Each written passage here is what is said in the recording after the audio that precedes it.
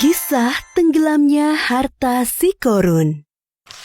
Kisah ini disebutkan dalam Al-Quran Surat Al-Qasas ayat 76-83. Dalam kisah ini, Allah memberikan pelajaran tentang seseorang yang suka membanggakan diri selama hidup di dunia dan pada akhir hayatnya terkubur bersama harta bendanya.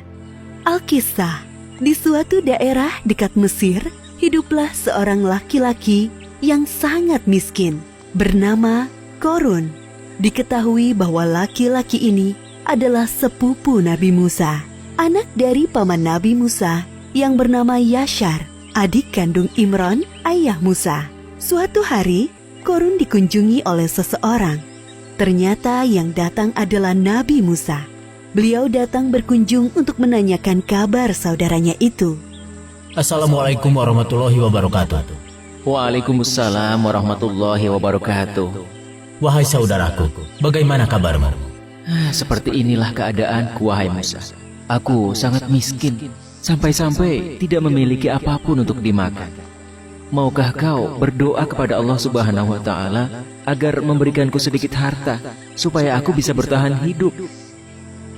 Mendengar hal tersebut, Nabi Musa sangat iba dan berdoa kepada Allah agar saudaranya Korun diberi kecukupan harta. Hari demi hari, kekayaan Korun semakin berlimpah karena ia menguasai ilmu jual beli perhiasan.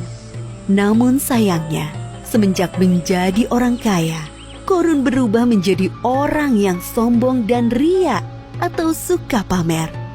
Wahai Korun, aku diperintahkan oleh Musa agar kau menyedekahkan sedikit dari hartamu untuk kepentingan amal. Enak saja, semua harta ini aku kumpulkan dengan susah payah, dan kalian datang untuk memintanya dengan mudah. Kau sangat sombong, wahai Korun.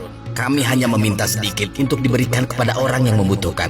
Lagi pula, kekayaanmu tidak akan bertambah tanpa seizin Allah. Berani sekali kau berkata seperti itu. Pergilah, jangan datang lagi kemari. Kedua utusan Nabi Musa meninggalkan rumah Korun dan melaporkan kejadian itu kepada Nabi Musa.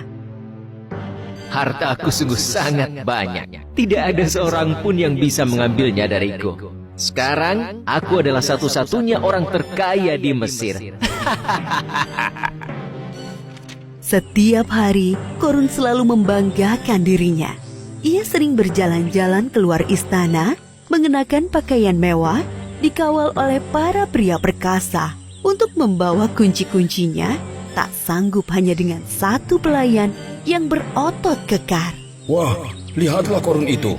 Sekarang ia sangat kaya. Jubah yang dikenakannya berlapiskan emas yang sangat berkilau. Benar, saudara. Tapi sayangnya dia sangat sombong. Ia lupa bahwa semua harta itu milik Allah dan akan kembali kepada Allah. Nabi Musa dan pengawalnya mendatangi Korun di sebuah pasar tempatnya berjual beli emas. Wahai Musa, apa yang membuatmu jauh-jauh datang menemuiku? Kalau kau kesini hanya untuk meminta emas-emasku, sebaiknya pulanglah. Aku tidak akan memberikannya sepeser pun kepadamu. Wahai Korun, tidak ingatkah masa lalumu? Dulu kau begitu miskin, sampai Allah memberikanmu semua kekayaan ini. Ingatlah wahai Korun. Itu masa lalu, wahai Musa. Semakin hari hartaku semakin bertambah. Semua itu terjadi karena ilmu dagang yang aku pelajari, bukan karena Allah. Korun tetap bersikukuh, tidak mau menyedekahkan hartanya karena menganggap semua harta yang dimilikinya adalah hasil kerja kerasnya selama ini. Aku akan mengatakan kepada semua orang bahwa Musa akan mengambil seluruh harta yang aku miliki. Aku hanya mengingatkanmu, karena dalam setiap harta yang kita miliki, terdapat 2,5% hak orang miskin di dalamnya. Aku mengingatkanmu, jangan bersikap sombong dan membantu orang lain yang membutuhkan. Sekiranya kau tidak berkenan, Allah akan mengambilnya dengan sangat mudah, seperti saat Allah memberikannya. Pergilah wahai Musa, kau hanya menggangguku. Sepeninggal Nabi Musa, kesombongan Korun semakin bertambah. Bahkan ia merampas harta orang lain untuk menambah kekayaannya. Sampai suatu ketika datang azab dari Allah.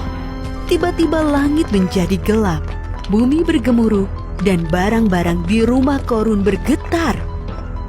Apa yang terjadi, wahai pelayan? Terjadi gempa bumi, tuanku. Apa?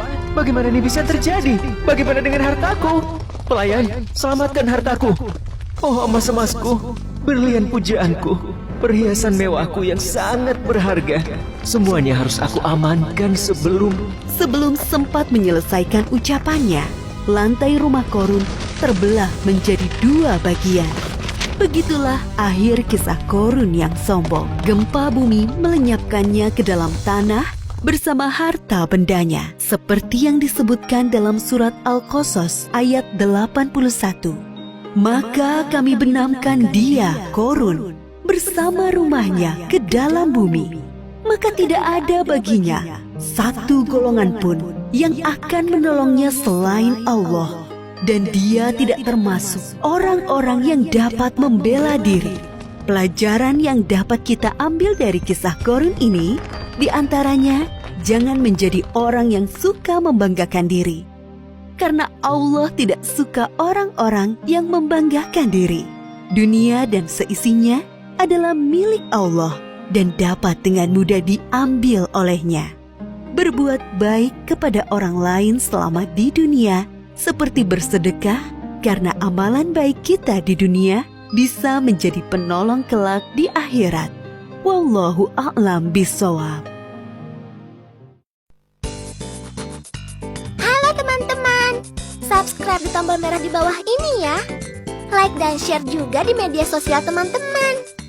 Dan satu lagi, isi komentar, usulan, atau saran juga ya. Terima kasih.